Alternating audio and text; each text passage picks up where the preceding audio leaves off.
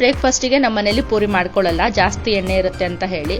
But ನಮ್ಮ ಮತ್ತೆ 3-4 ದಿವಸದಿಂದ ಪೂರಿ ಮಾಡ್ಕೊಳ್ಳೋಣ ಅಂತ ಹೇಳ್ತಾ ಇದ್ರು. ಸೊ ಅವರಿಗೋಸ್ಕರ ಇವತ್ತು ಮದರ್ಸ್ ಡೇ ಅಲ್ವಾ, ಹಾಗಾಗಿ ಪೂರಿನೇ ಮಾಡಿದೆ ಬ್ರೇಕ್ಫಾಸ್ಟಿಗೆ. ಹಾಗೆ ಇವತ್ತು ಮದರ್ಸ್ ಡೇ ಪ್ರಯುಕ್ತ ಎಲ್ಲಾರು ವಾಟ್ಸಪ್ ಸ್ಟೇಟಸ್ ಅಲ್ಲೂ ಅವ್ರವ್ರ ಅಮ್ಮಂದಿರ ಫೋಟೋಗಳನ್ನ ಹಾಕೊಂಡಿದ್ರು. ನೋಡಿ ಖುಷಿ ಆಯ್ತು. ನಾನು ಒಂದು ಫೋಟೋ ಹಾಕೊಂಡಿದ್ದೆ. ಅಂಡ್ ಫ್ರಿಜ್ಜಲ್ಲಿ ಸ್ವಲ್ಪ ಕಬಾಬ್ ಇತ್ತು, ಅದನ್ನ ಎಣ್ಣೆಗೆ ಹಾಕ್ತಾ ಇದ್ದೆ. ಹಾಗೆ ಯೋಚನೆ ಮಾಡ್ತಾ ಇದ್ದೆ, ಈ ಸಲ ಮದರ್ಸ್ ಡೇಗೆ ಏನ್ ಪ್ಲಾನ್ ಮಾಡೋದು, ಹೇಗೆ ಸರ್ಪ್ರೈಸ್ ಮಾಡೋದು ಅಂತ. ನಮ್ಮ ಅಮ್ಮಂಗಾಗಿರ್ಲಿ ಅಥವಾ ನಮ್ಮ ಅತ್ತೆಗಾಗಿರ್ಲಿ ಇಬ್ರಿಗೂ ಜಾಸ್ತಿ ಗ್ರ್ಯಾಂಡ್ ಸೆಲೆಬ್ರೇಷನ್ಸು ಅದೆಲ್ಲ ಇಷ್ಟ ಆಗಲ್ಲ. ಸೊ ಸಿಂಪಲ್ ಆಗಿ ಮನೆಗೆ ಕೇಕ್ ತಗೊಂಡ್ ಬಂದು ಸೆಲೆಬ್ರೇಟ್ ಮಾಡ್ದು. ಅಂಡ್ ನಮ್ಮ ಮನೆಯವರು ಅವ್ರ ಅಮ್ಮನಿಗೋಸ್ಕರ ಒಂದು ಚಿಕ್ಕ ಗಿಫ್ಟ್ ನ ತಗೊಂಡ್ ಬಂದಿದ್ರು. ಅದನ್ನ ನೋಡಿ ನಮ್ಮ ಅತ್ತೆಗೆ ನಿಜವಾಗ್ಲೂ ತುಂಬಾ ಖುಷಿ ಆಯ್ತು.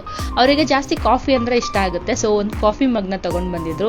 So that was cute little moment. ಇಲ್ಲಿ ಸೆಲೆಬ್ರೇಷನ್ ಮುಗಿಸ್ಕೊಂಡು ನಾನು ಅಮ್ಮ ಮನೆ ಕಡೆ ಹೊರಟೆ. ಅಮ್ಮಂಗೂ ಅಷ್ಟೇನೆ ಜಾಸ್ತಿ ಕಾಸ್ಟ್ಲಿ ಗಿಫ್ಟ್ ಎಲ್ಲ ಇಷ್ಟ ಆಗಲ್ಲ, ಹಾಗಾಗಿ ಮಿನಿಮಲಿಸ್ಟಿಕ್ ಆಗಿ ಯೋಚನೆ ಮಾಡಿ ಈ ಗಿಫ್ಟ್ ನ ತಗೊಂಡು ಹೋಗಿದ್ದೆ.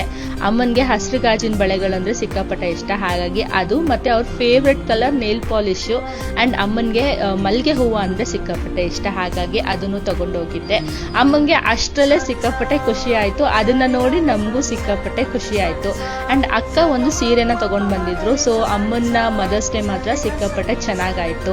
ಸೊ ಇದಾಗಿತ್ತು ನಮ್ಮ ಮದರ್ಸ್ ಡೇ. ಅಲ್ಲಿ ಒಂದಿನ ಉಳ್ಕೊಂಡು ನೆಕ್ಸ್ಟ್ ಡೇ ಬೆಳಗ್ಗೆ ಬಂದೆ. ಅಮ್ಮಂಗೆ ಫುಲ್ ಖುಷಿ ಆಯ್ತು. ಸೊ ಹೀಗಿತ್ತು ನಮ್ಮ ಮದರ್ಸ್ ಡೇ. ಸಿಗ್ತೀನಿ ಮುಂದಿನ ವಿಡಿಯೋದಲ್ಲಿ. ಬಾಯ್.